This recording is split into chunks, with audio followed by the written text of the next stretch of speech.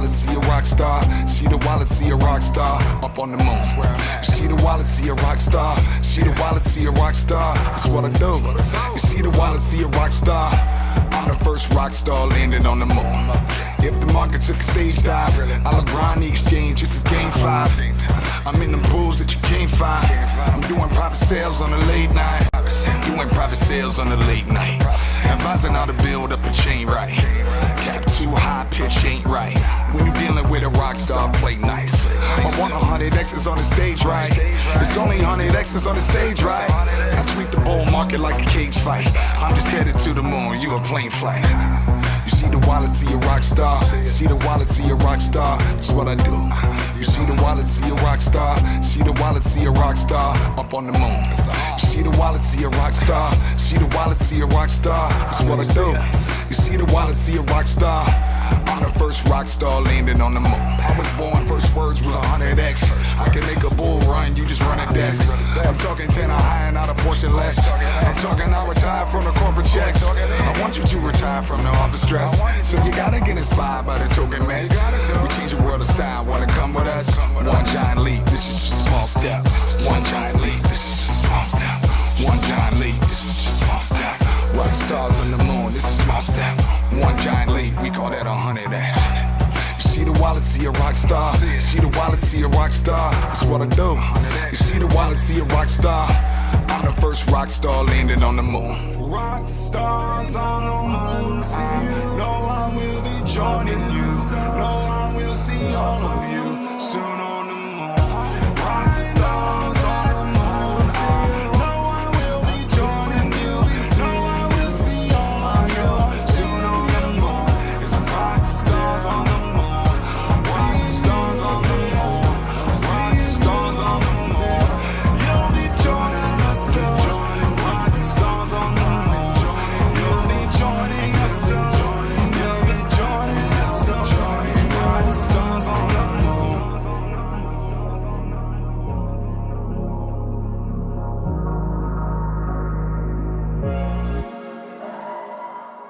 Tokenmetrics is a cryptocurrency investment platform that helps users leverage machine learning to become better crypto investors. Our in-depth analysis helps eliminate the emotions of investing, find profitable investment opportunities, and filters out scams. Learn more at tokenmetrics.com. Disclaimer: Tokenmetrics Media LLC does not provide individually tailored investment advice and does not take a subscriber's or anyone's personal circumstance into consideration when discussing investments. Nor is it registered as an investment advisor or broker-dealer in any jurisdiction. Information contained herein is not an offer or solicitation to buy, hold, or sell any security. The Tokenmetrics team has advised and invested in many blockchain companies. A complete list of their advisory roles and current holdings can be viewed here at tokenmetrics.com/disclosures. Hello, everyone. Welcome to the show. I'm Ian Blina, your host, and today we have the pleasure of being joined by Kyle Chasse. Kyle, how are you? Doing great, man. Thanks for having me. Awesome. So I had the pleasure of meeting Kyle in Malta last year, and Kyle is in a way a crypto OG. He's been involved in the space for a long time. He also is doing great things in crypto in Thailand and globally. So it's a pleasure to have you on the 100X show. Welcome on board. Thanks, man. It's a pleasure to be here, and it's good to meet you too. All right, so let's hop straight into it. Who is Kyle Chasse? Tell us about yourself. Sure, man.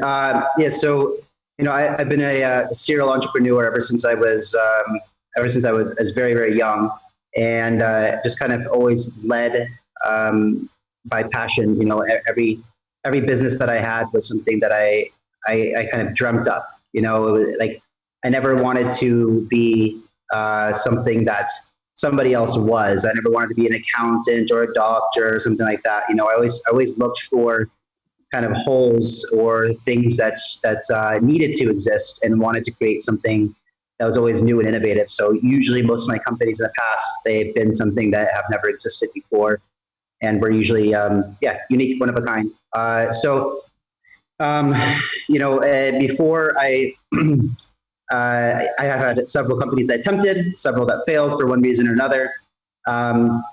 At the same time, I've always been fairly aware of everything. You know, I've never been someone who's been super into, you know, mainstream kind of things that were into, you know, like sports and reality TV and things like this. It's always been just kind of very intrigued by the way that the world works, the way that systems were designed, the way that, you know, that we were programmed from youth to kind of, you know, go through this system that was created for us. And, you know, also very aware of the way that the world is ran, you know, from a very high up perspective. And, you know, like, I would say that I'm somewhat of a conspiracy theorist. I don't believe everything that anybody says, but I definitely let myself question things that I think are reasonable, you know? And, you know, so I like that. When it came to, thank you. Yeah, I mean, you know, everyone should question everything, right? I mean, if you're questioning something and it's defensible, then it's defensible, you know?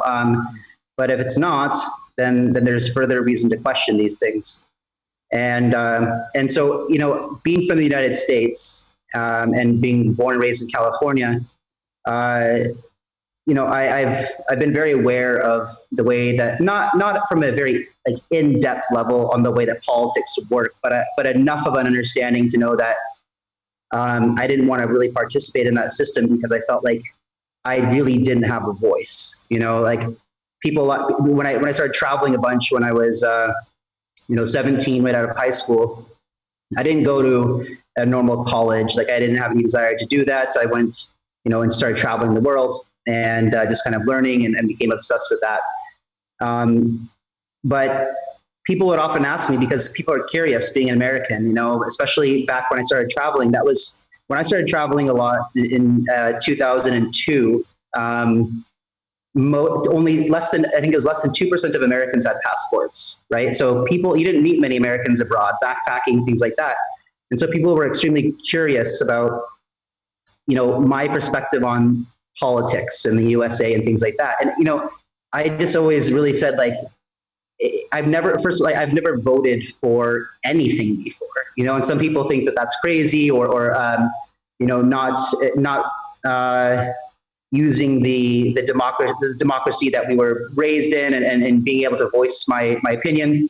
But, you know, the fact of the matter is that, like, it doesn't matter which president of the United States has been president, nothing really has changed in my life, my friend's life, or the world for that matter. You know, it's still the same thing that goes on day in, day out. Poverty is still poverty. Poor countries are still poor. Wealth is unevenly distributed. And when you get in, you know, when I got into a bit more about understanding how the politics work and how laws were created, you know, I also understood that as long as we can have lobbying within Washington, that's really, it doesn't matter because the people with all the money make all the votes and they make all the rules. And so, you know, yeah, so when people would ask me who I voted for, usually like referring to which president, you know, I always say, like, it doesn't matter who I voted for. I didn't vote, but even if I did, it really wouldn't matter. First of all, I'm from California, which is always a Democratic state. So it really, really doesn't matter. But even if I lived in a swing state, I still wouldn't vote because, like I said, it really doesn't matter. That system that the United States has, which I believe is just like it's really just a front for the powers that be, the elites, whatever you want to call them, the people with all the money in the world. They use that because America is looked at by all the other countries as the kind of guidance, right? People look to SEC and things like that for the rules and things, and then they usually make rules. And the ridiculous thing is, like, they also tried to regulate far beyond their borders, right? Like we see what's going on with Telegram right now. You know, it's ridiculous. But with that being said, I've always felt powerless, you know, and it wasn't until I got into Bitcoin. I found out about it in 2012, like through a lot of people, same way as a lot of people through Silk Road, and in 2013, I believe, is when the whole WikiLeaks happened, right? And this is when, like, Julian Assange started leaking all these documents about the U.S. government, and it was very embarrassing, you know, to say the least. And they went into the mode that they normally would go into, and they saw that this is a nonprofit that relies on survives on donations, and so they put pressure on all the payment gateways to stop allowing payments to come into WikiLeaks, right? So Visa, MasterCard, MoneyGram, PayPal, bank wires, everything, like they couldn't accept any type of donations anymore. And they were suffocating them, and then someone's like, psst, try Bitcoin, and so they did try Bitcoin, and boom, money came in again, and all of a sudden they were allowed to continue operations. And that's when I really understood how powerful blockchain, open public blockchain, permissionless, censorship resistant, how these kind of things were so important and really were going to change the world. So in 2013, that's when I really said, holy shit, I got to get on board this. I got to get involved. It instantly made me feel like I could do something in the world. I went from feeling powerless all my life to powerful. And and so that's kind of my start in Bitcoin and blockchain. And I've been full time ever since then. Awesome. I mean, that's definitely quite a story. We're definitely going to drill down onto the different conspiracy theories because I think lots of people in crypto definitely do have the same sentiment. Because I feel like most people in crypto, in a way, are free thinkers or even independent or just libertarian in principles, right? Especially when it comes to sound money and finance. So we definitely want to drill into that. So if you have any questions you would like to ask on this show, please go to menti.com. That's MENTI.com. And just put in the code 434322. That's 434322 to submit your questions for Kyle and I. So please go ahead and do that. We'll be taking questions from everywhere, from YouTube, Twitter, Periscope, all different platforms. Just go to menti.com to ask your question. Okay, Kyle. So back to conspiracy theories. so crypto really made you feel like you could actually do something in the world, right? So right now we're in a global pandemic. What's your take on crypto, right? Because recently this week,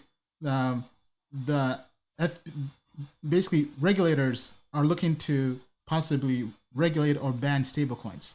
And how do you think how do you think things like that will affect crypto, Bitcoin? What's your take on all this, plus the pandemic? Mm-hmm. So when it comes down to regulation, Ian, about what I'm doing with Crypto Exchange Alliance, and we don't need to get into that right now, but that whole idea aligns with the reason that idea was born. And I believe that it's going to be incredibly difficult for regulators to try to enforce regulation or legislation that was passed on a local level when, for the first time in our history, really, we have projects and companies that are being born from the day that they're open with the intention of a global audience or global target demographic. So if you are FinCEN or you are SEC or FATF, and you have somebody creating a stable coin in Ethiopia, and they say you can't do that, and he says, screw you, I'm going to.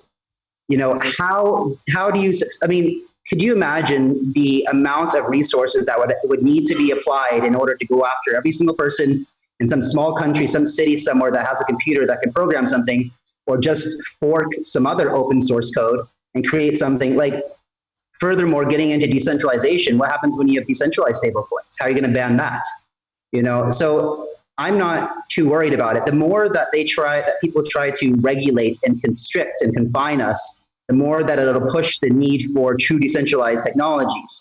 They could probably do a good job at banning USDT. That's a company that's registered in the States. That is, they work out of the States. And and then they know who operates those who does those operations. That could probably be shut down. But when you look at these decentralized stablecoins, Maker or Money on Chain or whatever, these guys, they're going to have a lot more difficult time trying to stop that. It would essentially be the same as trying to stop Bitcoin, right? So I guess that's my take on stablecoins, and also one more point about regulation and legislation. that's not just my theory, right? We've seen Binance, right, which opens in China, and China says, well, now we're going to make crypto illegal. They said, all right, we're out here. See you later. Pick up their laptops and go to another jurisdiction. Go to Malta or whatever. Then Malta says, yeah, you know what? We don't want you here. They're like, yeah, no problem. See you later. We're going to go somewhere else. Binance hasn't skipped a beat, right? When regulation becomes unfavorable where they are, they just pick up and leave. You know, they're for the most part, their operations are very decentralized. Like, I've spoken to a lot of employees at Binance, and none of them really seem to have an office anywhere. You know, so when it comes to regulation, I think it's what I think that we need in the space is self-regulation, right? And so we do need best practices and standards. We do need ways to protect consumers, but that needs to be on a self-regulatory type of thing where we don't throw people in prison for doing things. We just educate the public on these self-regulatory types of systems that we set up, and those who choose to follow the best practices and standards should be recognized, and people should choose then to do business or use those projects that are following best practices and standards that protect consumers. However, they don't stifle innovation, right? So I guess that's my take on regulation. What was your question about pandemic? I mean, so in terms of the pandemic, this is something that nobody has really seen. It was man-made in a lab, and it's biological. And well, prior to getting into that, we're going into a recession. Unemployment is probably going to 20%, maybe even higher. How is something? Yeah, 22 million. How is all of this now going to affect crypto? You know, it's hard to say. You know, I think what, you know, basically what happened in 2000, you know, as we see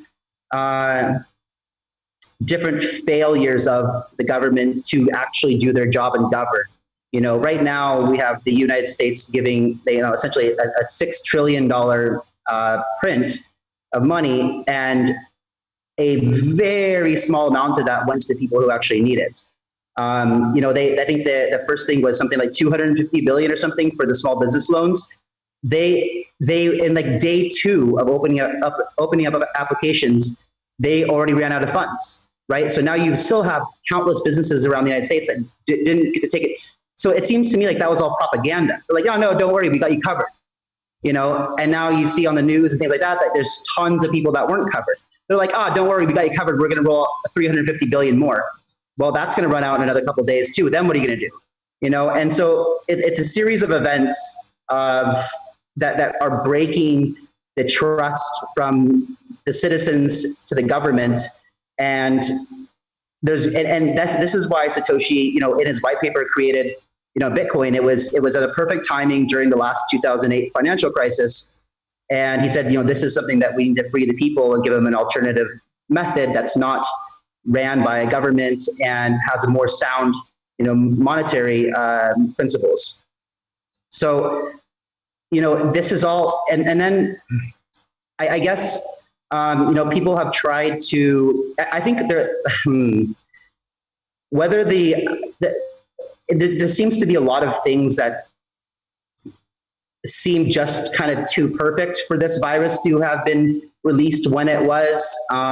There's a lot of things that it had going for it. You know, it was discovered literally just as the Chinese New Year was coming into play, and then you had something like 5 million or something, Chinese distributed around the world.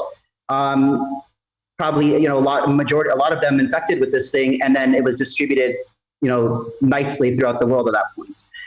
So that's one thing. And another thing too is that we were also heading into a financial disaster before COVID, right? And then it just seems a little like, it's crazy to me that I watch, if I'm watching the news or something, and people are like, yeah, the economy was fantastic, and then COVID came and now it's crumbling. It's like, no, dude, the economy was not fantastic before. We were already set up for a lot of bad problems to come. It seems like this is a scapegoat for that, you know? And there's just and then you have, like, I am completely lost when it comes and just don't understand at all how we can have more unemployment than we did in 1929 Great Depression. A lot more, right? I think in 1929 there was something like 15 million unemployed. Mm-hmm. We're by next week we'll be double that. How the hell are the markets pumping?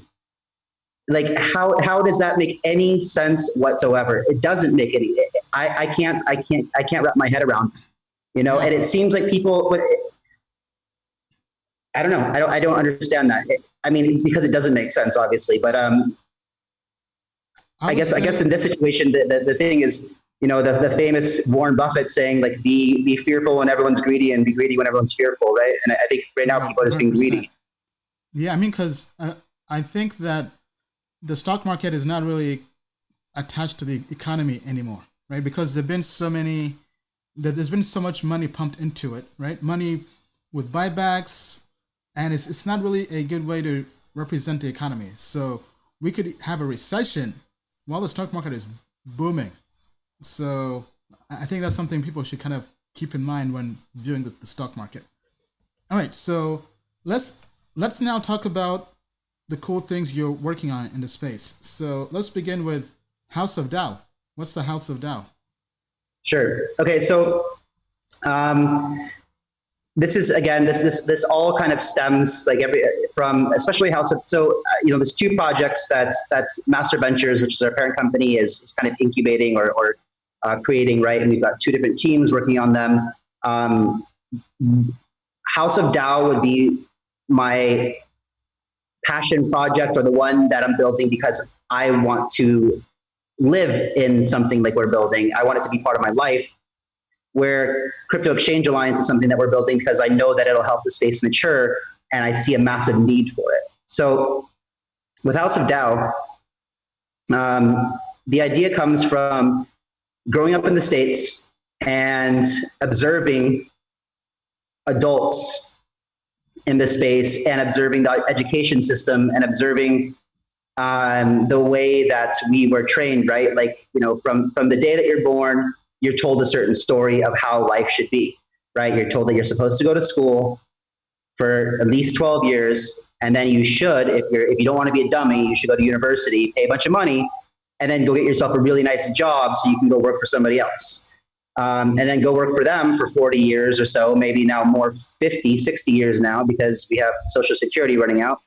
But you should go work for them. And then by the time you're really old, you can stop working, and then you can enjoy the rest of your life, right? And so that is a really, that's a broken model to begin with. But what that has led to is it's led to a lot of very, very unhappy people. Growing up, my observations of family, strangers, whatever, most people wake up on Monday and the first reaction is, shit, I have to go to work today. And they hit the alarm and they want to go back to bed. And what is life if the majority of days that you wake up, you wish that you didn't have to? That is a shitty way to live life. And those people then go to work, and they go and they hate their job, and they grind through it, and then they just can't wait till Friday comes, and they get off work, and they either go party so they can forget how shitty their life is, or they'll go rest and relax and just wait till Monday to come again, and that leads to a lot of what's your purpose in life at that point? If that's what you're doing, you're just kind of skating through life. And then you also have the problem when that's your life, and then you have a family, you go back to the same little box that you live in with your family, and your significant other probably has the same type of job or something like that they also hate. And then you come back every day, you don't really have much of a social life, and you two every single day are back in that same box, and you kind of start to take out your aggressions on each other, whatever. And then what happens is you have this dysfunctional family. Right. And so this is one of the reasons that we have such a high divorce rate in America and things like that. It's because people aren't focused on something that they love to do with passion and drive. They're just living their life, and they get bored, and so they pick on each other, and then they create, it's a whole recipe for disaster.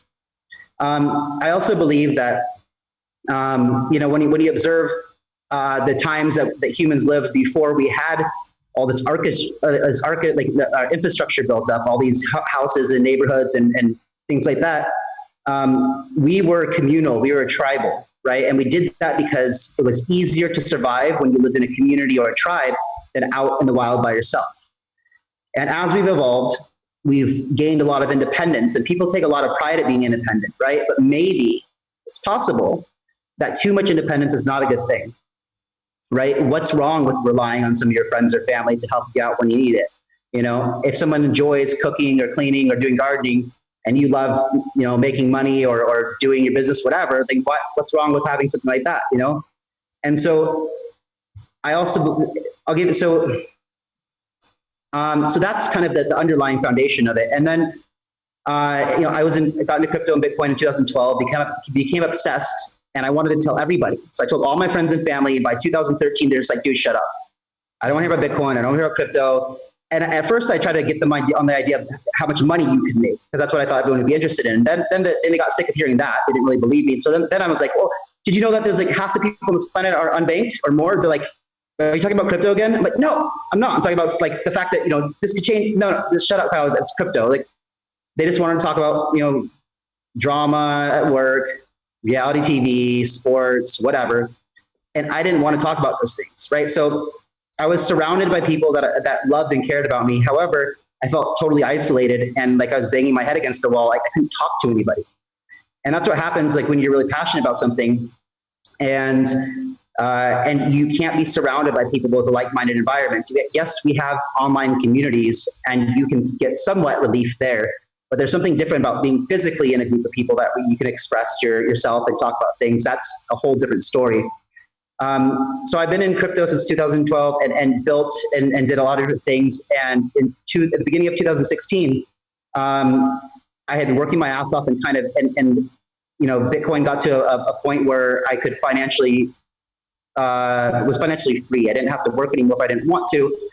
And so I decided to take some time off from being active in the space and just kind of figuring out what I was going to do. But I was always still passively observing the crypto space and very, very interested, still investing in things like that.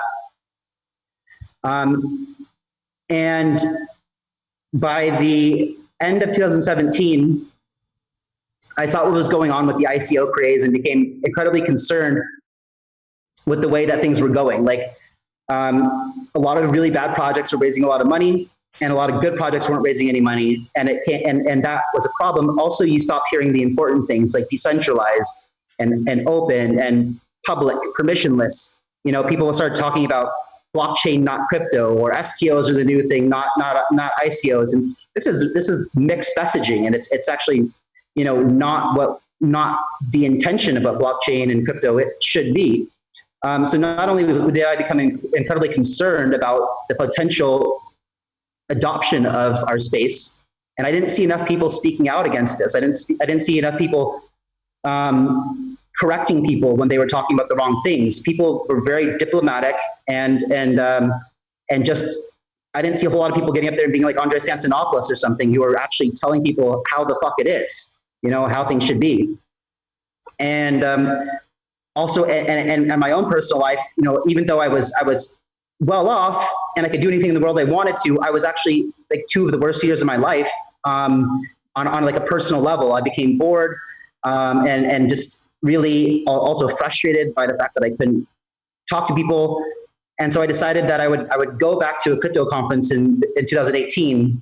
And so I went to Chiang Mai in Thailand and went to Tokenomics conference. And the second I sat down at a table full of people that were in crypto, and we could just chat about the things that I wanted, and everybody knew what I was talking about, the same memes, the same jokes, relating to everything. It was like an entire world of everything, frustration and everything just lifted off my shoulders instantly. And I felt at home, right? I felt at home in this community. And I was only supposed to be in Chiang Mai for like 5 days or whatever for this conference. And I didn't want to go back home. I didn't want to go back to the States. So I stayed in Thailand, and then I stayed in the crypto community, and then I never really went back to the old life. For 2018 and most of 2019, I was on a plane the whole time, going from one conference to the next conference, and that became, it's not sustainable, right? I mean, it costs a lot of money, it's exhausting. So I thought, well, I'm ready to, and also my network became massive. So I felt, well, I don't want to keep going to conferences, or I don't need to go to as many, but I still want to be in the same community, right? So I thought, well, maybe we can create a community at a place that I love of like-minded people, and we can build really cool disruptive technology together, and we can create like this hippie commune kind of thing, but instead of having to be poor and plant vegetables and farm and do things and sell art, things like that. I mean, that's fine. That can be part of the community, but the purpose should be, change the world through building disruptive technology and then making a lot of money doing it at the same time, right? So this is the idea kind of House of Dao, is to build these communities around the world that you can live and work from anywhere in the world and still have family dinner at night. It's this tribal, communal kind of thing, where we all have a like mindsets, and we all share the same purpose of building a bunch of disruptive technology. And, back to the whole thing when I was talking about regulation and this mixed messaging and stuff, if we can build a lot of disruptive technology at the same time, it will help with adoption, and it'll prevent things like regulation and things like that from putting up roadblocks, right? And it just will be too big to fail at that point, I feel like. So that's the idea behind House of Dao. And right now I'm in Copenhagen, Thailand. And it's a beautiful place here. There's no corona here. Life is good. It's actually paradise on earth. And we actually have quite a big crypto community too. Just within 1 minute walking of my villa here, there's like 5 other villas like full of crypto and developers and things like that. So it's nice. Nice. That's House of Dao. So would you say it's kind of like a crypto co-living space where anybody in crypto can come and live and work together in the same house?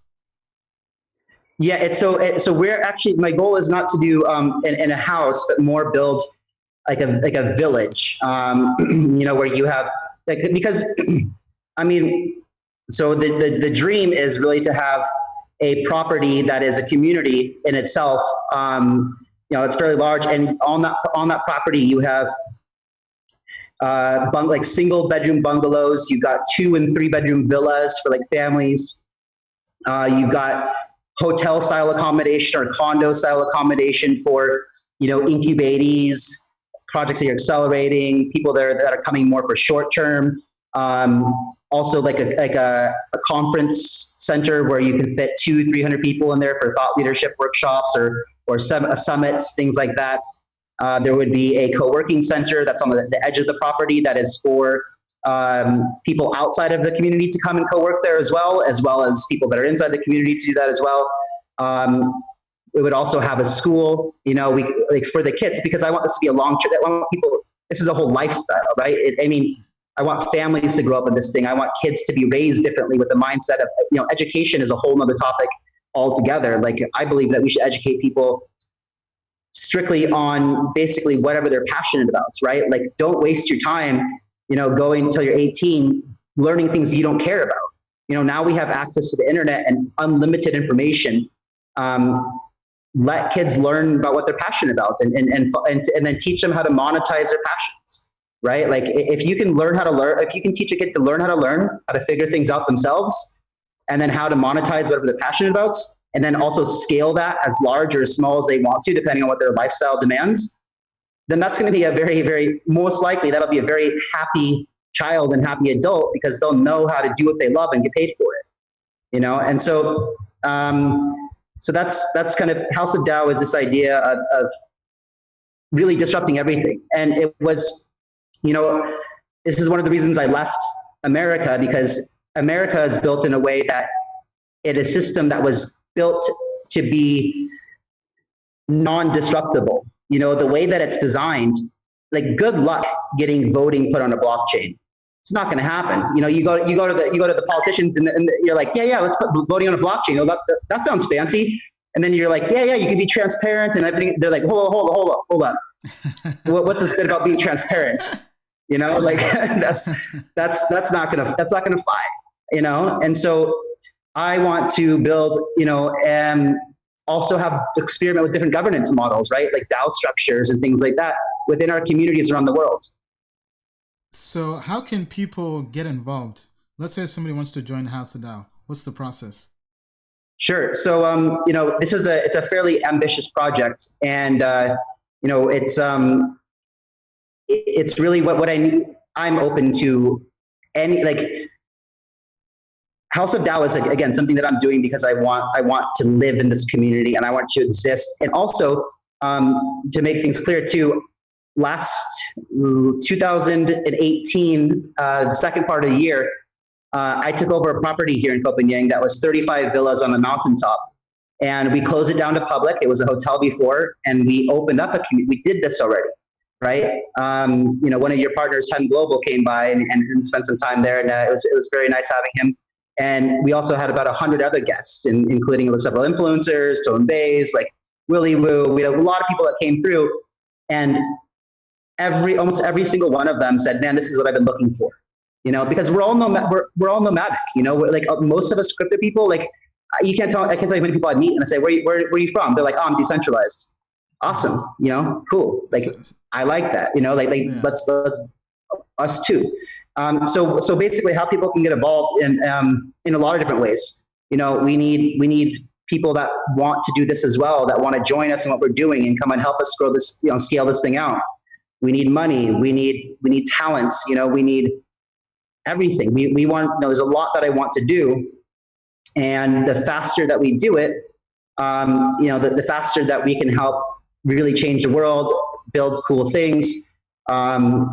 So there's a lot of opportunities to get involved. If someone just wants to be a resident, you can go to the website houseofdao.io, and we have a founding members program right now where we will accept people right now on a pre-registration, and there's an opportunity depending on how much they want to put in or what their interest is. We can also offer some equity up for mostly when you invest in something, there's a lot of minimums for investors, right? Talking $20,000, whatever. I mean, in the ICO times, there wasn't, but we created these syndicates in order to get past that, right? But what we want to do is give everyone an opportunity to be part of what we're doing. And right now, it's not the best time to raise money for co-working, co-living. I believe that people all the VCs and things like that are a bit hesitant to deploy capital into co-working now. You have the WeWork thing that failed, or is having a really difficult time. And you also have no one really knows when the world's going to open up to travel again.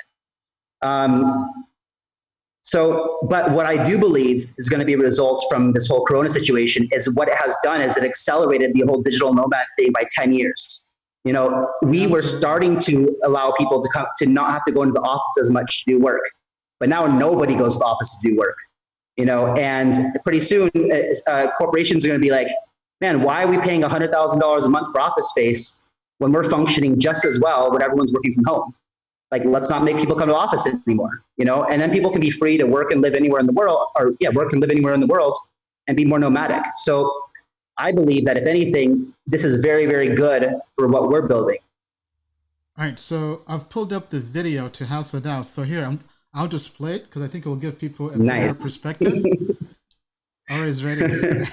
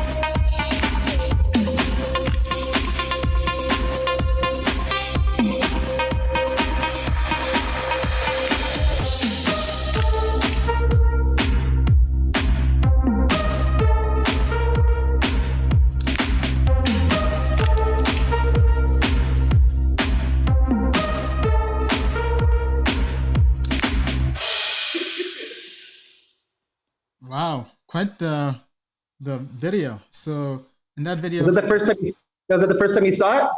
No. But okay. My audience for sure is the first time that they've watched this. So in that video, Sure. you have Tone Vase, you have Crypto. I think you have Shil9 and some other crypto people there as well.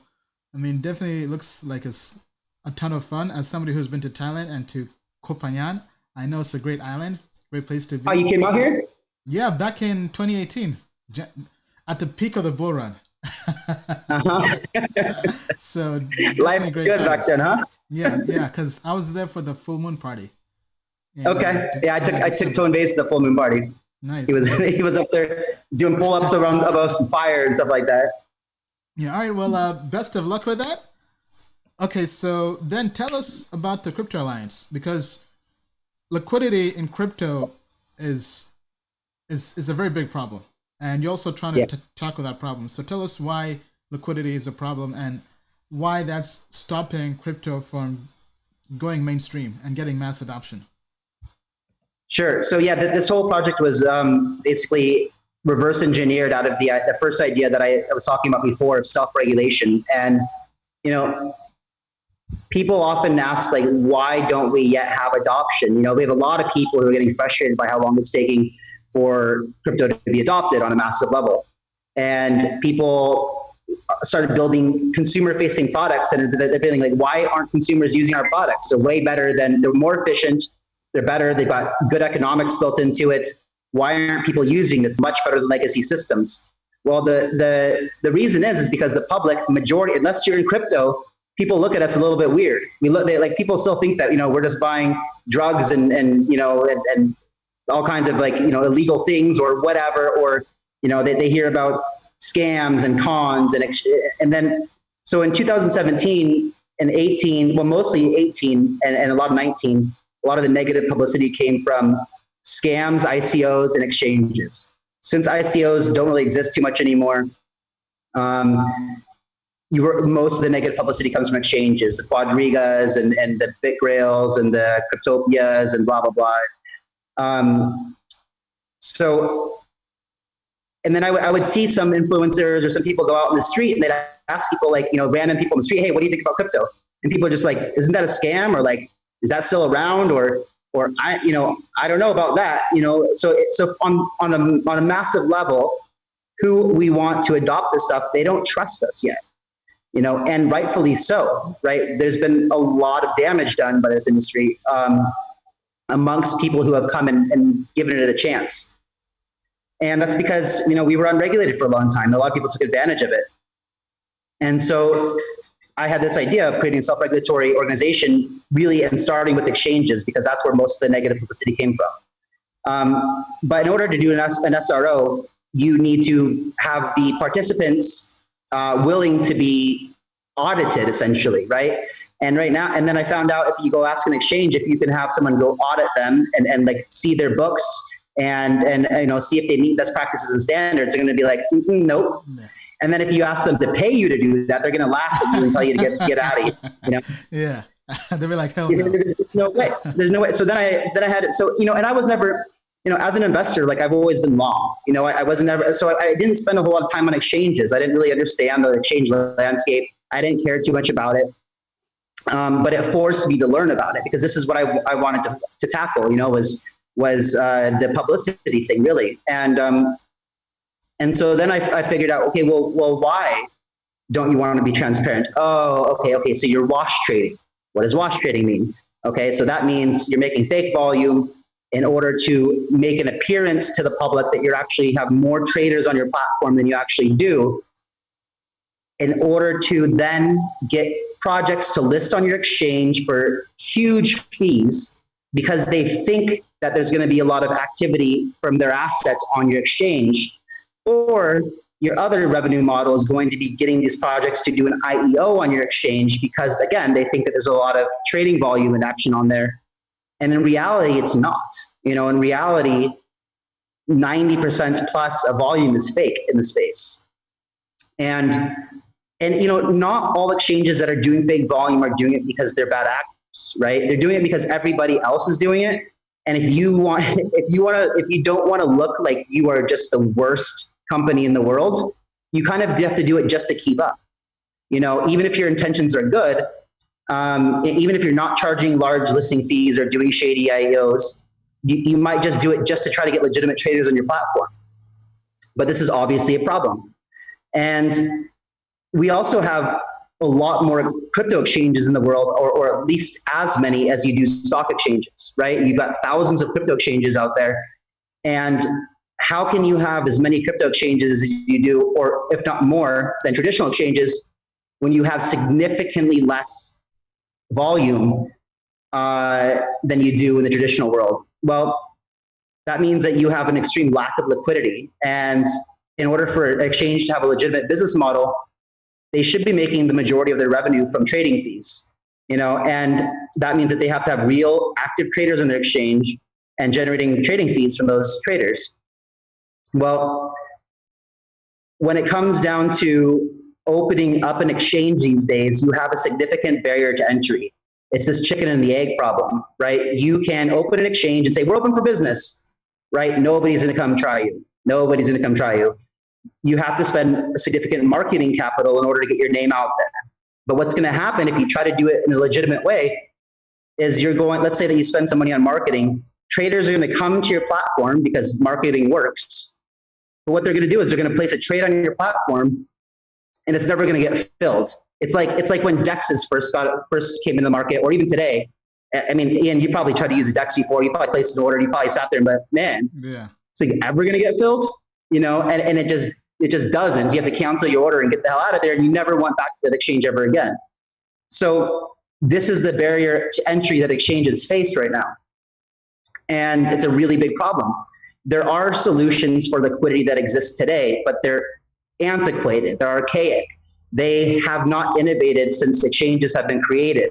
And if you want to use a liquidity provider, there's two ways that you can get liquidity onto an exchange.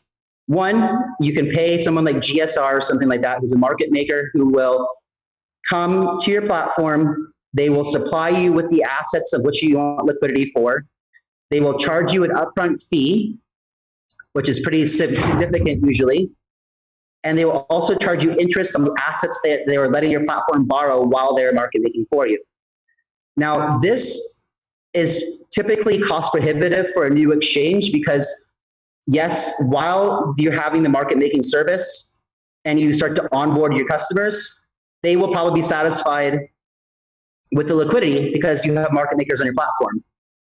But it takes a long time to try to acquire hundreds of thousands of users in order to create a self-sufficient ecosystem. So a lot of exchanges might have to spend upward of $1 million to $2 million to $3 million, or sometimes even more, just in liquidity costs in order to try to create a self-sustaining ecosystem of traders where they can remove the liquidity providers and just have enough self-sufficient liquidity on their exchange.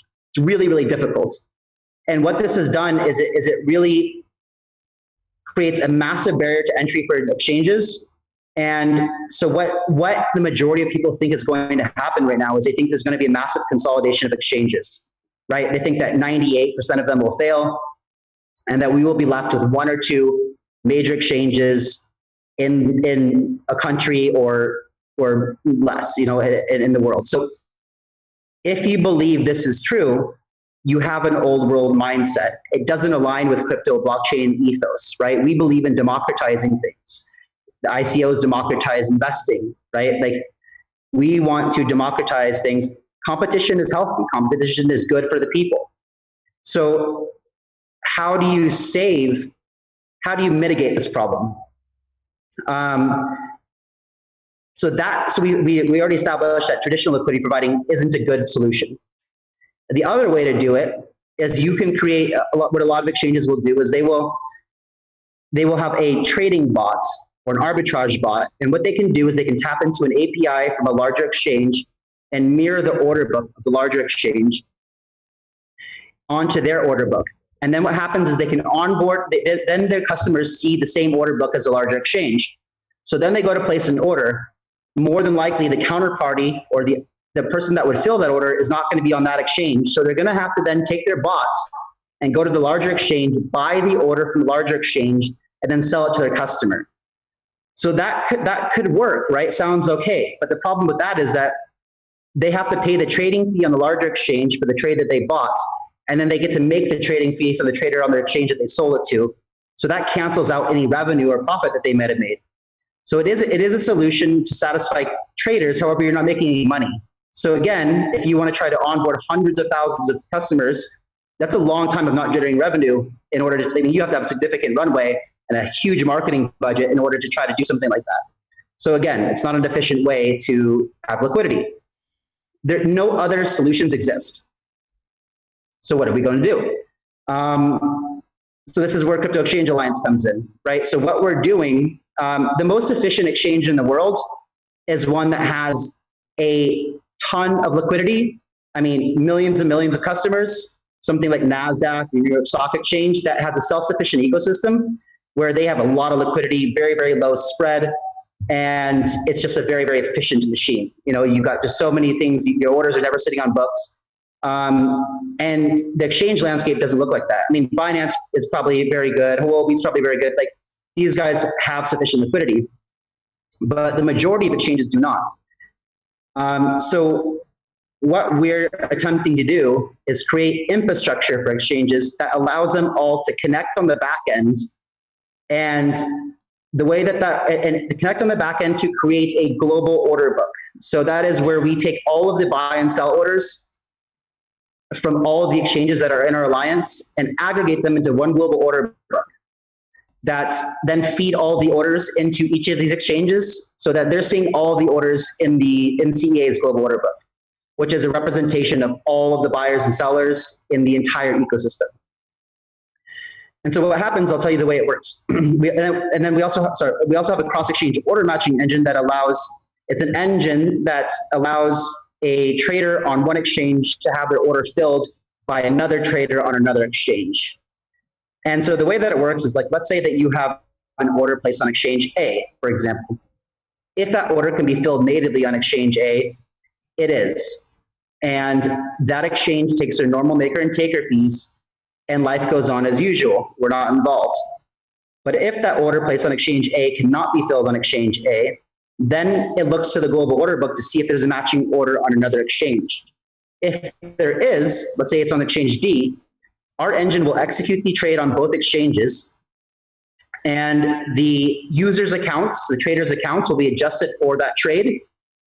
And then they don't know any better, right? Those traders have no idea that their order was filled by a counterparty on another exchange. They don't care.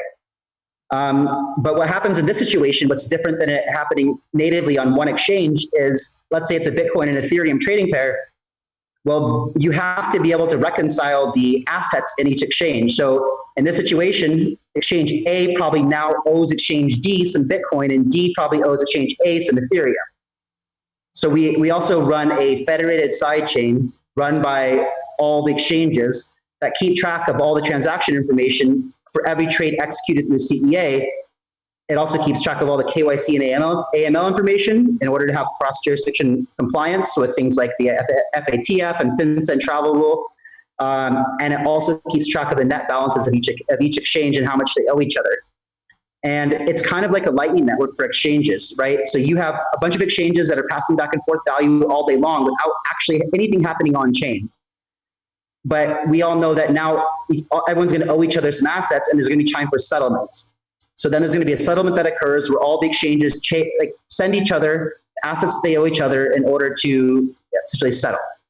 So what this does is it allows, what the intention is one, removing middlemen, right? So even though we don't consider ourselves decentralized, we're still removing middlemen from the equation, and we're allowing exchanges to trade peer-to-peer without us being in the middle of it.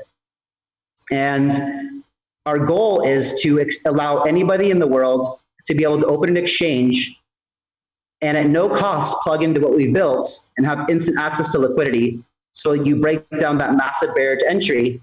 And what I would love to see is a world full of exchanges. Like, for example, let's say that you have a businessman in Ethiopia or Uganda or something, which is a very poor country. Mm-hmm.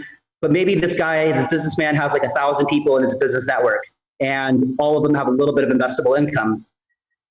Well, it would be great. And also, like, nobody can market to that demographic better than that local businessman can, right? Nobody's going to know the language. Nobody's going to know the jokes, the culture, the design. and be able to bring on those customers like that guy can. So it would be nice if that guy could open an exchange, onboard those 1,000 customers, and not have to worry about if there's enough liquidity on his exchange for them to be satisfied. If they can onboard and he still gets to represent one side of the transaction, he's still generating revenue from all of those trades from his customers. And maybe that's enough money for him and his family to have a nice life, and that also benefits the larger exchanges because it brings them more users. So larger exchange gets to represent the other side of that transaction, meaning that they're also doing more volume. We've created an ecosystem that's a win-win for everybody with no barriers to entry. And it's a really actually brilliant model. Awesome. I mean, I definitely think what you're doing is great. So I have joined the Crypto Exchange Alliance myself as an advisor. So it's a pleasure being on board. Now, there is no tokens. This is just a pure company doing something good in the space. And I think there's definitely lots of ways for even us at Token Metrics to possibly work together, because down the road, we are planning to build our own robo-advisors, and being able to have liquidity in crypto is huge, very, very huge. Yeah. So, I mean, I definitely recommend everybody go check out the project. Is cryptoexchangealliance.com or it's actually just exchangealliance.io. Okay, exchangealliance.io. Exchange Alliance. Yeah. So go out there, check it out. All right, so let's now hop into the AMA. We have some questions here from our audience. Let me just pull that up here. All right. So first question, somebody is saying, hi, what do you think about Tone Vase and others getting their YouTube channels shut down? Do you think people should migrate to different platforms? What's your take on this, Kyle?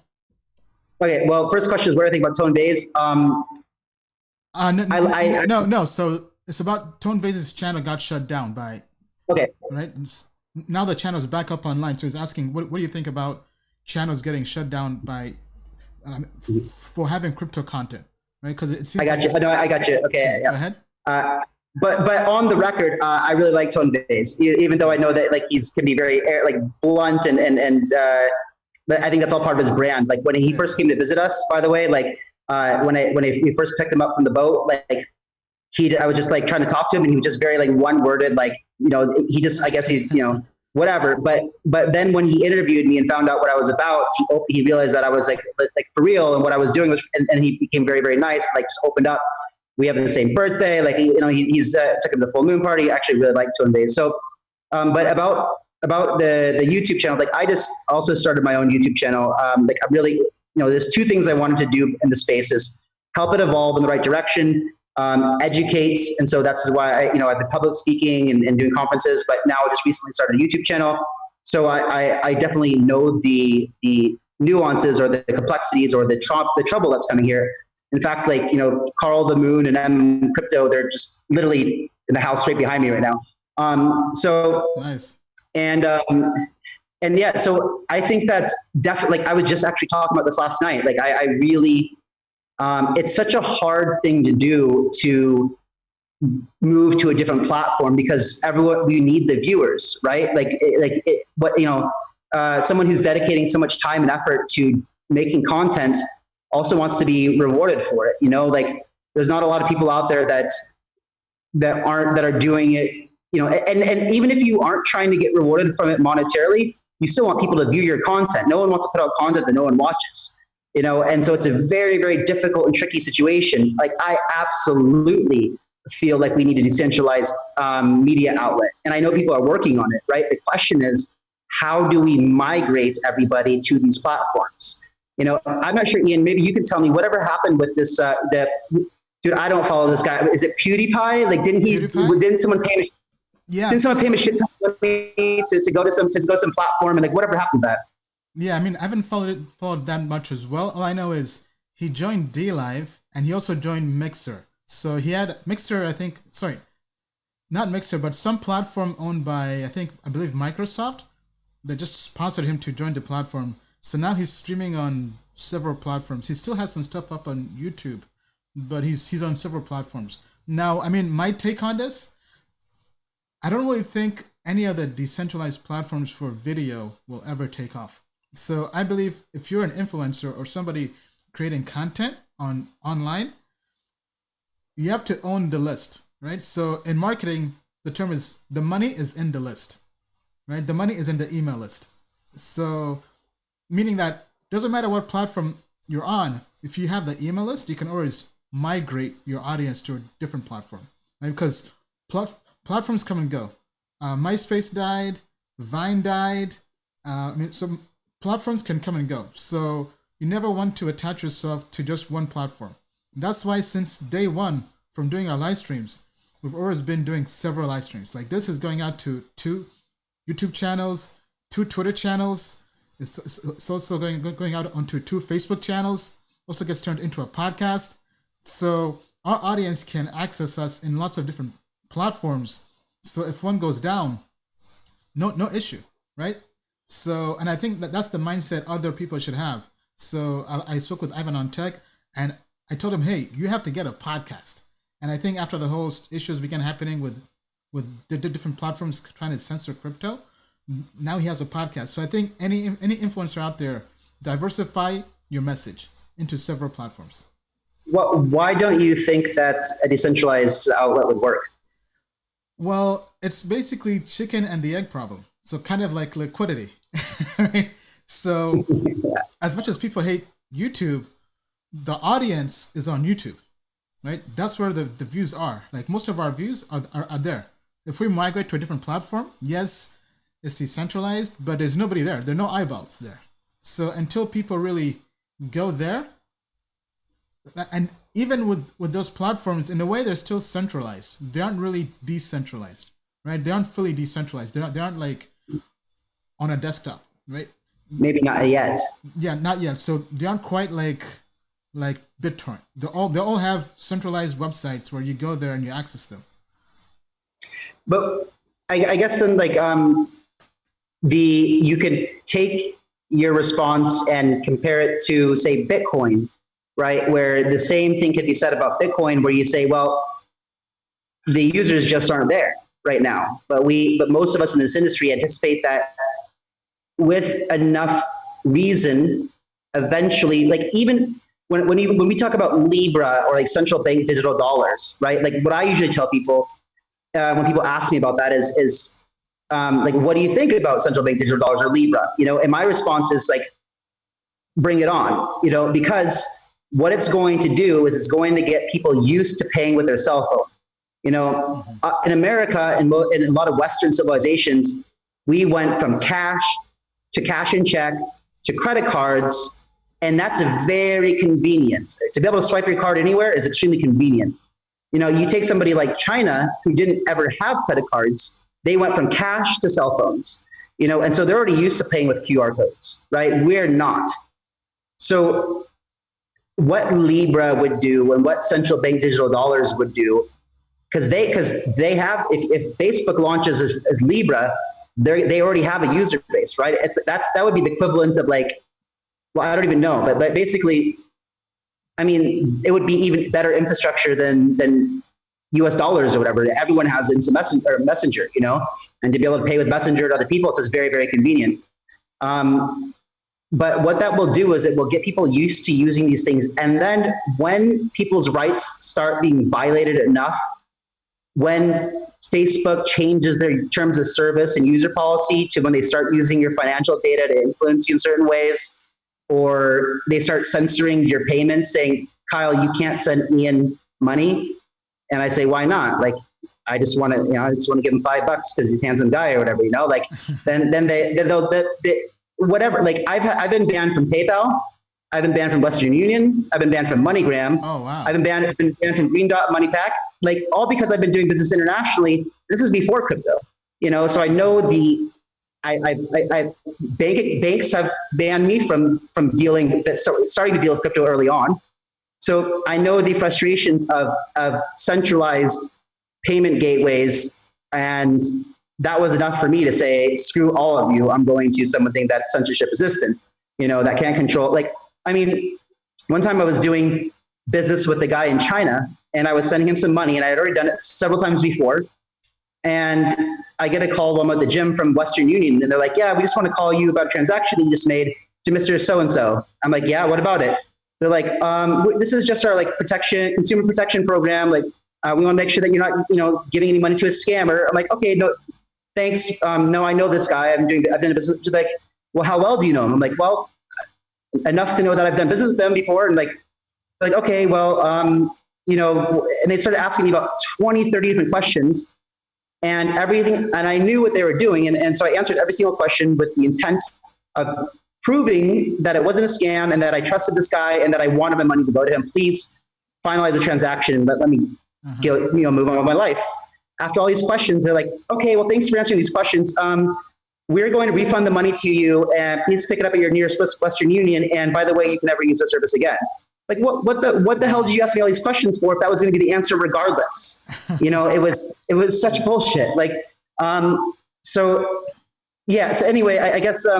But I mean, so to kind of play devil's advocate, though, I mean, banks in America, especially in America, have so much regulation. Right?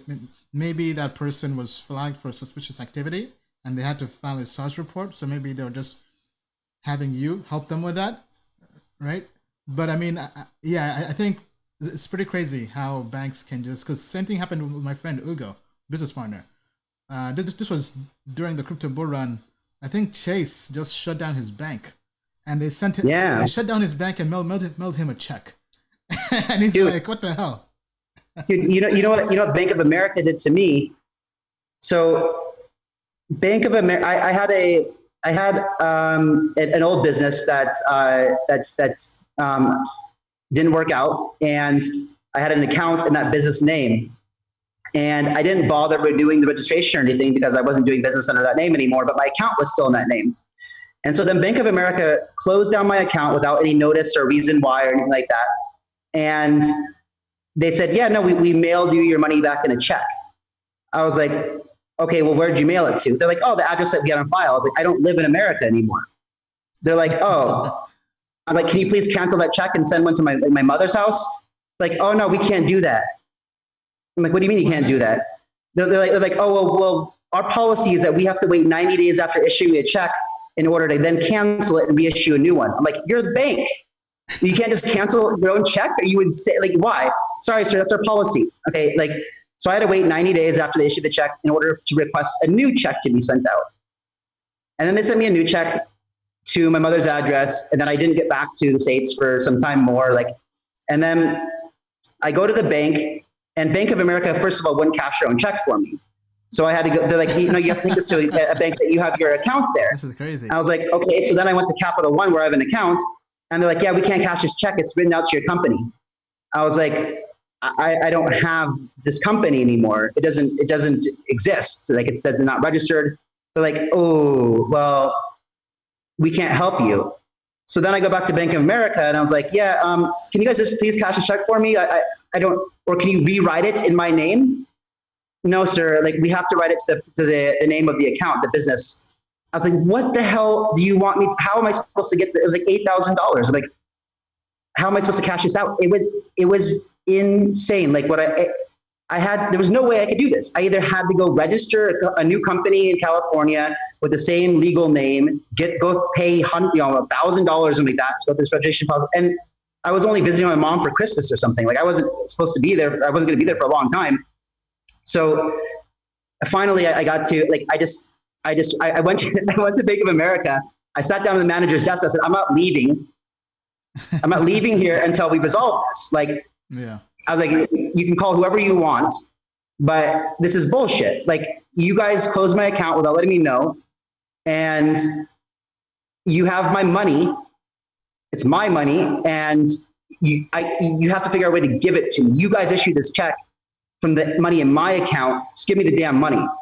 And so, like, finally, after several days of talking to management and escalating and blah, blah, blah, blah, finally, some guy's like, all right, like, I really had to pull some strings for you. Like, I really went out on a limb and really did, like, go to this branch 4 cities away and talk to so-and-so, and like, they'll cash it for you. It's like, thank God. So finally got that done. But like, these are the nightmares that people have to deal with on a regular basis. There's, on my YouTube channel the other day, I talked about this homeless man who something happened with his flight. He got stuck at LAX for several months while Corona started escalating. And there was this family from Orange County who felt really bad for him. And so they opened up a GoFundMe and PayPal. And they raised like $7,000 or $12,000 for this guy. Dude, the guy's homeless with a dog in LAX.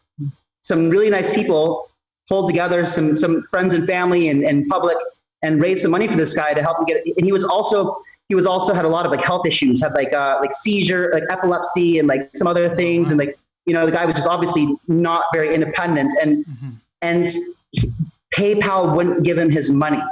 He couldn't get his money out of PayPal. They're like, no, it was the same story, on and on and on and on. I don't think he still hasn't got his money yet. You know, like Incredible. These are the things that prove a need for, I mean, I was like, damn, if that guy would have just had a QR code up and like send me some Bitcoin, guy would have been eating the steak the next night, you know? I mean, I think stories like that are what people need to hear to hop on the crypto bandwagon, right? Because that's just BS. Yeah. Yeah. All right. So where can people find your channel? Sure. So on my YouTube is new, but I would love people to check it out. It's just my name, which is like Kyle and then Chassé, Chasse. All right. So let's go show his channel some love. Please subscribe. He has an interview here with Carl the Moon, Crypto, and Diddy. Basically the Bitcoin family. So go subscribe and just thumbs up his content. All right. Thank you, Ian. So, let's go to the next question here. Okay. Let me just pull this up here. Okay, I think somebody's asking about stablecoins. We kind of already answered our take on stablecoins already. Okay, so we have here we go. We have a conspiracy theory for you. Yes. All right, so hey Kyle, what do you think about QAnon? QAnon? QANON? I personally have coin. Coin? Is yeah, but read the rest of the question. I think it's coin from, are they talking about liquid exchange? No, it's a conspiracy theory. It's called QANON. I haven't heard of this. QAnon. Yeah, QAnon. Yeah. QAnon. What is that? And what's your take on it?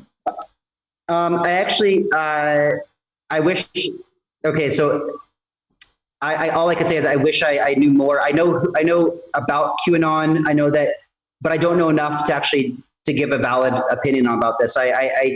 I heard that he was making some really powerful statements, some good predictions and things like that, but I really don't know enough about the context to. I wish I could give you an answer, but I don't know. Okay, so here I just pulled this up on Wikipedia. So let me just read this. So QAnon is a far-right conspiracy theory detailing a supposed secret plot by an alleged deep state against U.S. President Donald Trump and his supporters. The theory began with an October 2017 post on 4chan by someone using the name Q and presumably American individual, but probably later a group of people claiming to have access to classified information involving the Trump administration and its opponents in the U.S. Q has falsely accused many liberal Hollywood actors, Democratic politicians, and high-ranking officials of engaging in international child sex trafficking. Okay, so this seems like the Epstein thing. Okay, so maybe let's talk about Epstein. What's your take on that? Well, no, actually, so even though I can't talk about what QAnon exactly, but I can tell you what I think about that whole issue. Like, Trump was not supposed to win that election. You know, like I believe that most presidents are installed into the office. You know, that is all planned out. Like, they know who's going to be president before anybody else does. And Trump was not supposed to win that election, right? What happened was Trump has a lot of money and also used some very, very powerful tactics, right? I mean, I'm not sure if you've seen The Great Hack or not. Our good friend Brittany Kaiser, the whistleblower for this whole thing. But this is the whole issue with the Trump administration using Cambridge Analytica data from Facebook in order to find out who the people were in the swing states that were borderline not sure who they were going to vote for, and were able to manipulate them into voting for Trump. So without that, he wouldn't have won. Hillary was supposed to be in office, right? So, and I think that, like, I'm not into U.S. politics at all, but I think that it's funny.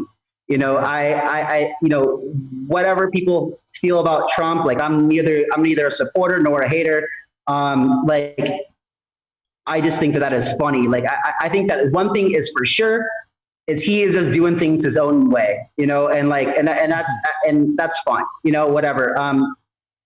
And, you know, maybe it's better than the way that thing, because if Hillary would come in office, it would have been very boring. That's for sure. Like, she would have been very by the book.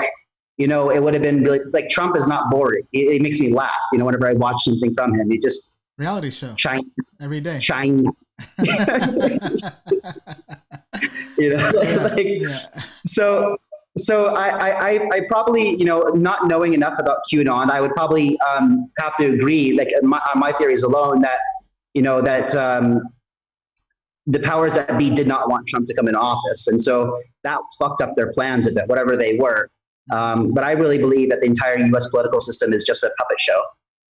Yeah, I mean, for the most part.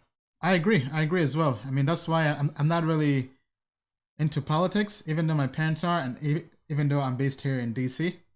But to me, politics, because regardless of who's in power, my life keeps on living, right? Because being here locally based in DC, like, every presidential candidate or every president, the other side says is the devil or the next Hitler, right? People said Obama was Muslim and a terrorist, and it was the end of the world.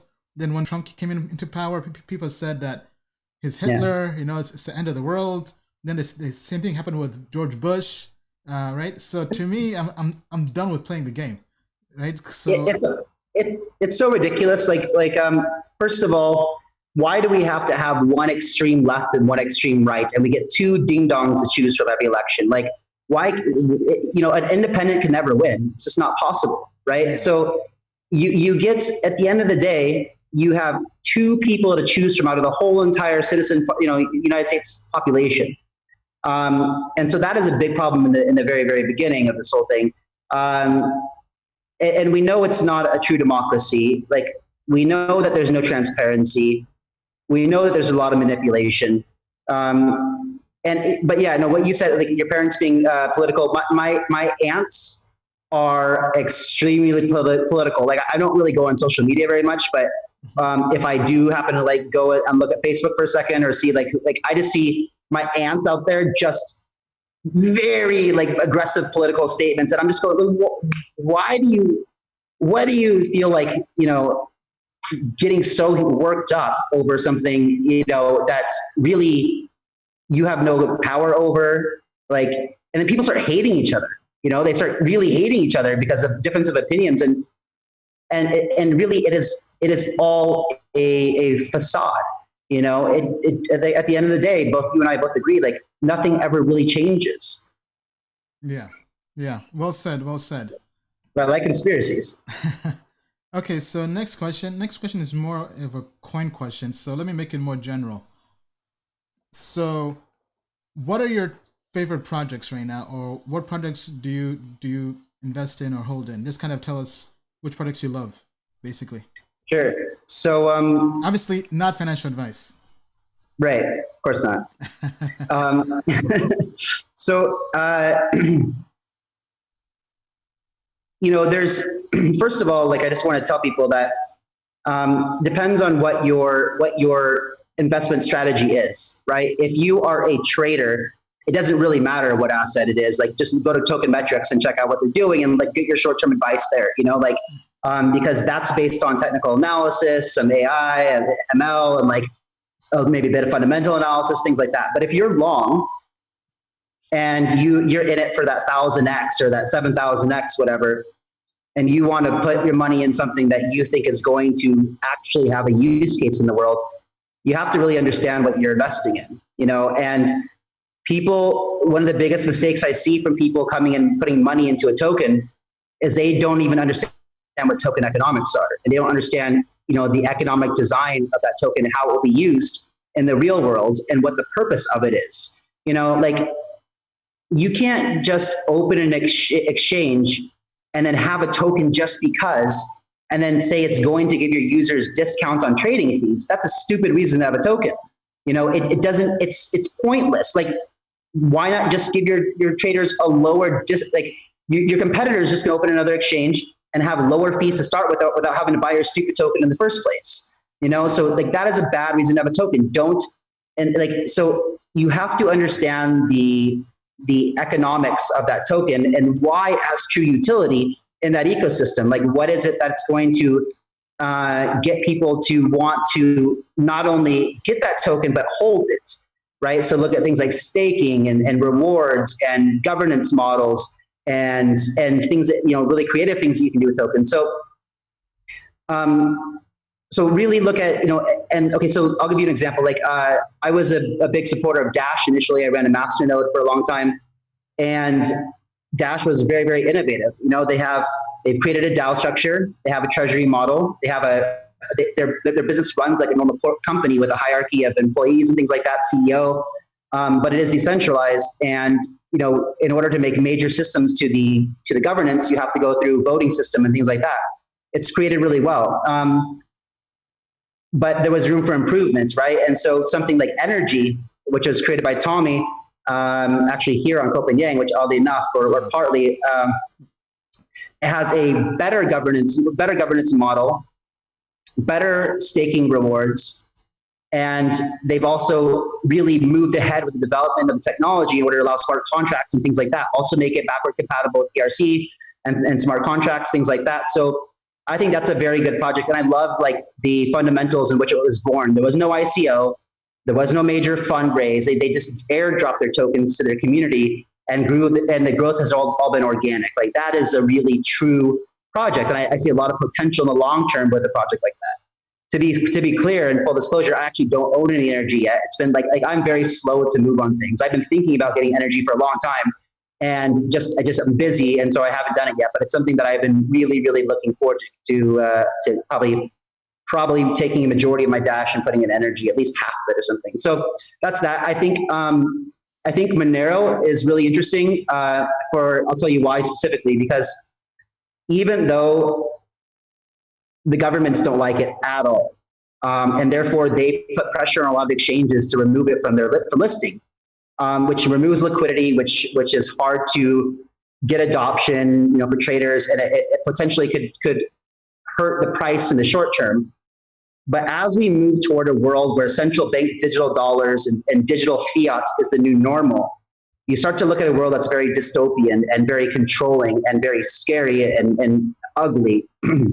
So the need for financial privacy is going to be more and more important. And when, you know, cash exists, and cash is is nice in a way. Like it is anonymous, it is fungible. You can keep cash under the bed in case shit, right? In case shit happens, you got cash.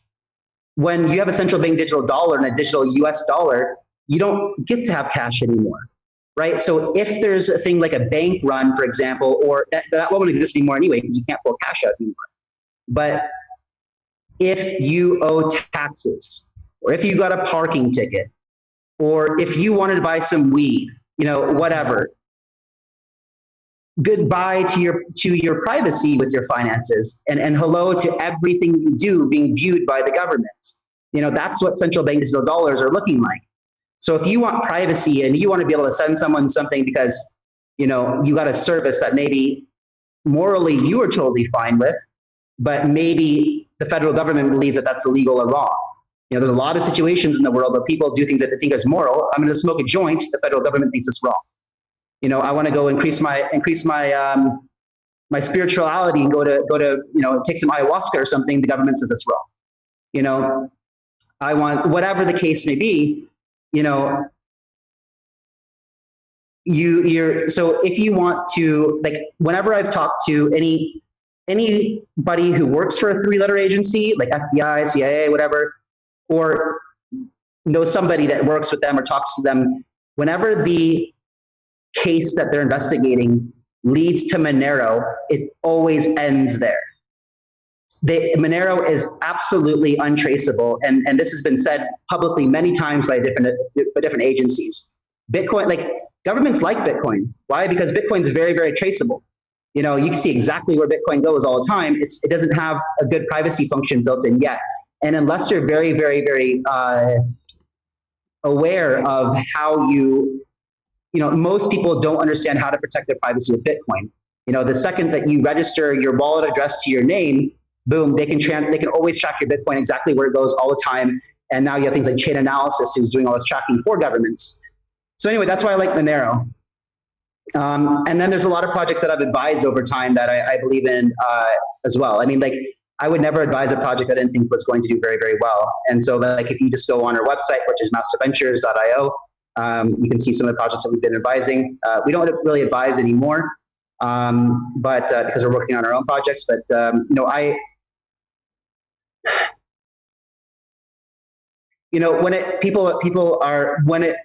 I know that on your show, Ian, you have a lot of people who are like trying to make money and investors and things like that, and so, for me, I really believe in disruptive technology, and in a way, I really believe that from a purely investment point of view, if you're looking for investments, like something that's going to, I think, do really, really well in the future, even though I might not agree that it's like the best disruptive thing in the world, I think that XRP is going to be something that really, really takes off. I mean, when you look at, they probably have the most real world adoption of any cryptocurrency in the world. I think by far. They've got like 300 partnerships with banks. They're part of Western Union, SBI. They're already doing everything in real life. Nobody else has gotten anywhere close to that. Ethereum actually is, also Ethereum. I also love Ethereum. I also think Ethereum is also massive, right? So I think I also have several other altcoins, but that's, I guess, off the top of my head, those are kind of the ones that I would say. So definitely recommend you go check out all those projects and our ratings on them at tokenmetrics.com. Yeah.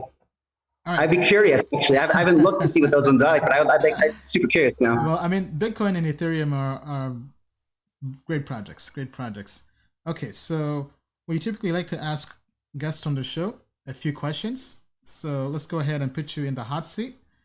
Okay. All right. All right, so first up, outside your family and friends, tell us 3 people who have inspired you, past or present, in history. Robert Kiyosaki, Andreas Antonopoulos, and Elon Musk. Okay, can you kind of tell us why on each?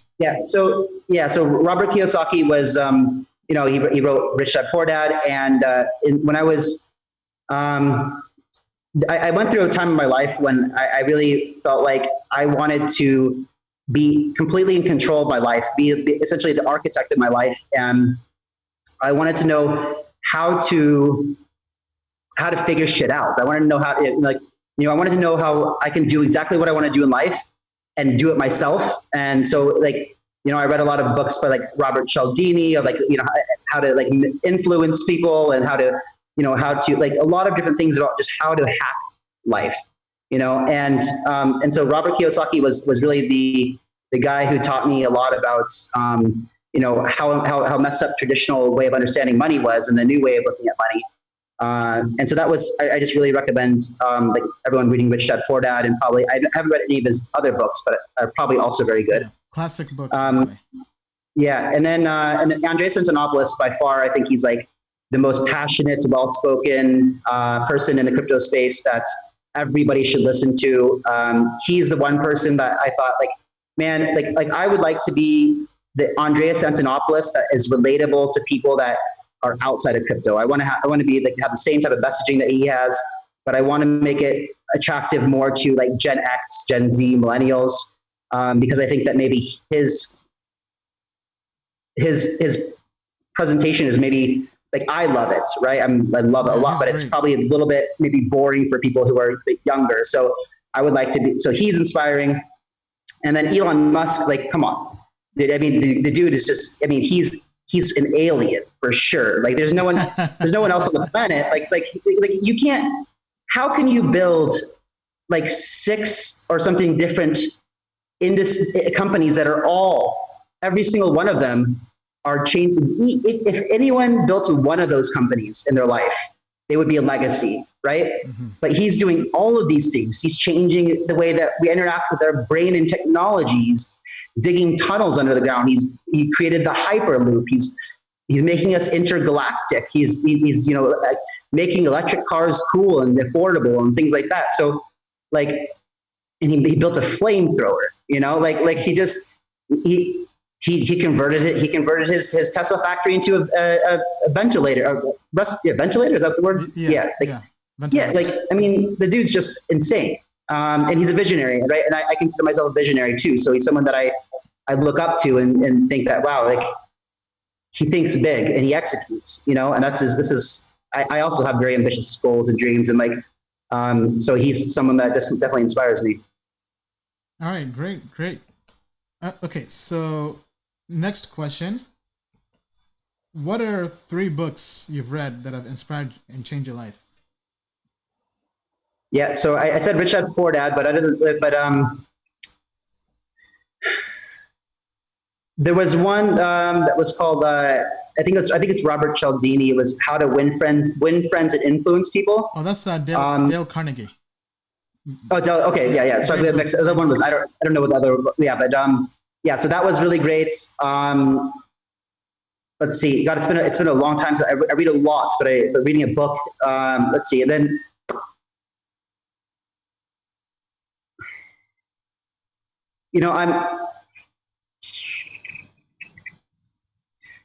As far as like from a health perspective, there's a book called Eat to Live, which I thought was really important because part of House of Dao and what we're doing is trying to create superhumans, and you can't function at your best unless you're staying healthy and understanding. Like if you read Eat to Live, you will know more about nutrition and health than 99.9% of the doctors on the planet. It's really about, before crypto, I had a company called the Reverse Aging Institute, and it was all about regenerative medicine and anti-aging. Speaking of Trump, this billionaire I used to work with, we used to fly into New York, LaGuardia.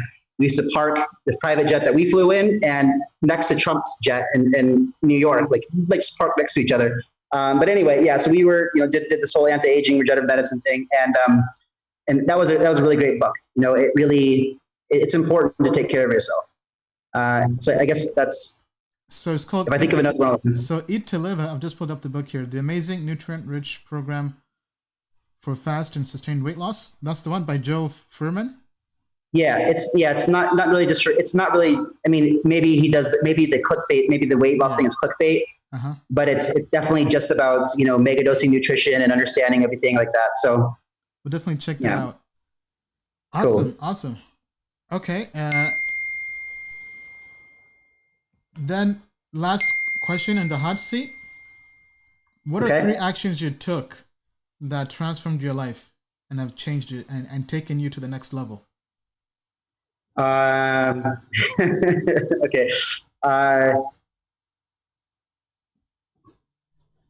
So the first thing I did in crypto and Bitcoin was I built a lottery that was based on Bitcoin called the World Super Lotto. That was kind of my first thing I built in the industry in 2013. And that really was the first thing that got me into the community and really directed my life in that path. It's one thing to be involved or invest in Bitcoin or crypto, but it's another thing to actually be involved in the industry. And so that got me started, and that went to another thing, that eventually led to where I am now. Another thing was leaving America, because I believe that, like I said, it would be very, very difficult to do the things that I want to do inside of America. Because I only got into a little bit of my vision, right? It's huge. There's a lot more to it. And then the other thing that I would say that changed my life in a big way was starting to use, microdosing on psychedelics like mushrooms or LSD. It's something that's, it might be controversial right now, but when you look at like organizations, let's dig into that. Huh? Let's dive in. Yeah. So, I mean, in 2018, when I was in Chiang Mai, it was the first time that I tried a microdose of acid. And then I basically found out like that my brain was starting to work in a lot of different ways that it was never able to do before. I was able to, have a conversation, think about something else, notice how beautiful the world was, and then think about, holy shit, I'm thinking about all these things at once. So my mind's going like operating on 4 or 5 different levels all at the same time. And this was actually the second time that I had tried it when I thought I was doing the same doses before, but it was from a different source. And it was much stronger. So it was more like, wasn't a full dose, but it was definitely more than a microdose. And but that was the first time I realized that, well, maybe there's some potential in this. And so I started in 2018, I really started digging into using psychedelics as a tool in your toolkit to be able to, look at life in ways that you didn't before and approach problems. And it's really like, I think that the movie Limitless was based off of microdosing or something like that. So, when you look at someone like Steve Jobs or something, he credits, the invention of Apple from a trip on acid. When you look at, and people, it has a really bad reputation. And I think when the DEA like scheduled it as a class 1 back in the 50s or 60s or whatever it was, they just kind of did this ban classification on all drugs as a level 1, schedule 1, really, really bad thing, right? You have something like a mushroom that grows in nature that's in the same drug classification as heroin. That doesn't make any sense at all. You also have marijuana in the same classification as heroin or something like that. That makes no sense at all, and now as we're starting to, like, enough people have used these tools in their toolkit and saw enough value from it, whether it was getting over depression or getting rid of schizophrenia or getting rid of bipolar disease or their fear of dying or something like that. Like, the more and more people said, wow, maybe there's something really to this, and so you have organizations like MAPS and things like that are doing now research, and they've done enough private research to be able to start opening up regulation a bit to where now you're starting to see now investing in psychedelics is something that's like, it's like investing in cannabis was 10 years ago. People are starting to now look at psychedelics. Wow. Definitely had no idea on that. Now, so I do have lots of people that talk about ayahuasca, and that's something you mentioned earlier in the show. Have you, by any chance, tried that out? Any experiences or thoughts on that? Yes, I have, and it was definitely a life-changing experience. And I did it twice actually. And the first time I didn't get where I wanted to go, and but the second time I did, and it was incredibly valuable. Like I do recommend that people do it. It's not, people have to understand that it's not something you go out, it's not a social thing. It's not a party thing. It's a thing that you go to learn about yourself. You go to grow, you go to figure things out, and you come out a much better person after that experience. And, it's not something that people can get addicted to. It's not something that, it's something, it's a medicine. It's a tool, Uh-huh. Now, are you able to kind of talk about the experience of what it feels like? Does it feel like you're floating or you're in heaven?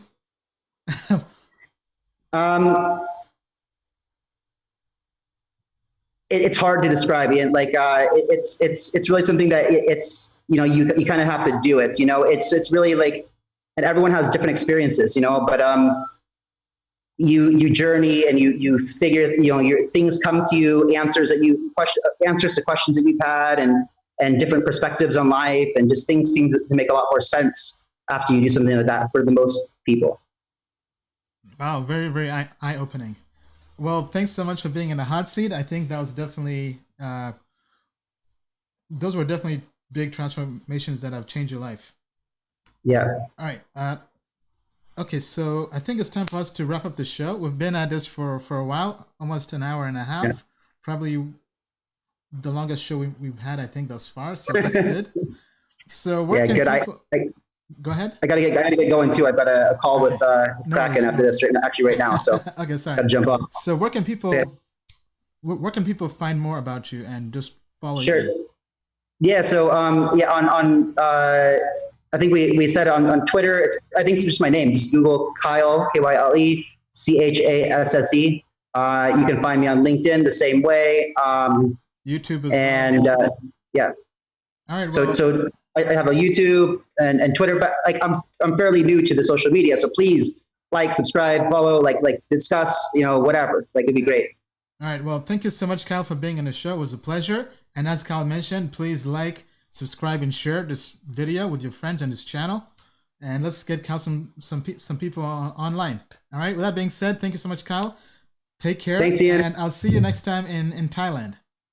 Cheers, brother. Can't wait to have you out here, man. Cheers. And Later. And as we like to say, the moon is not the limit. To the moon and beyond. Thank you very Right. much. Exactly. See you, man. See ya. Yeah. Man, I'm the first rock star who ever landed on the moon. Since the creation of the internet, every industry has been turned upside down. Amazon changed retail. Uber changed transportation. YouTube changed video forever. With the invention of crypto, money is next. At the speed technology is growing, the future of money and securities are digital. 9 out of 10 millennials do not trust banks. The value of money relies on trust. Government debt is higher than it's ever been before. Central banks continue to print money. Fortunately, the world has a new solution. Experts predict in 7 years, 10% of the world's economy will be in crypto-based assets.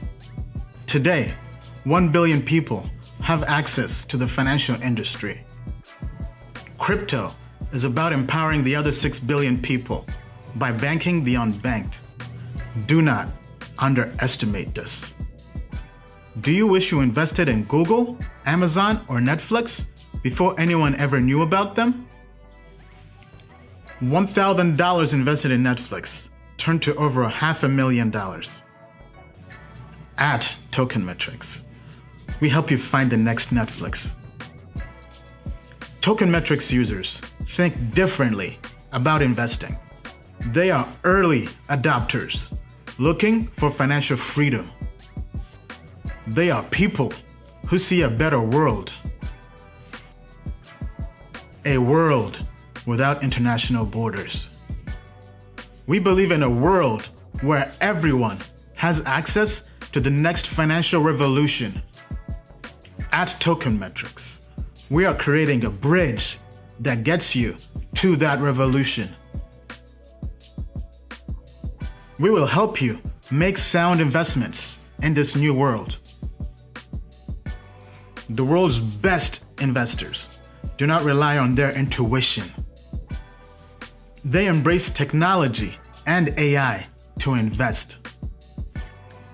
Token Metrics uses AI to find invisible patterns in data to help you invest and trade in crypto.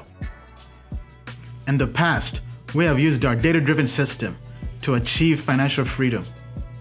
Now, we are giving you the keys. We created Token Metrics to be the only platform you'll ever need to make money in crypto. We give you AI and access to crypto experts at the best price. The moon is not the limit.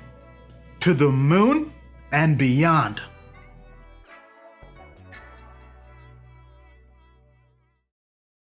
Disclaimer. Token Metrics Media LLC does not provide individually tailored investment advice and does not take a subscriber's or anyone's personal circumstance into consideration when discussing investments, nor is it registered as an investment advisor or broker-dealer in any jurisdiction. Information contained herein is not an offer or solicitation to buy, hold, or sell any security. The Token Metrics team has advised and invested in many blockchain companies. A complete list of their advisory roles and current holdings can be viewed here at tokenmetrics.com/disclosures.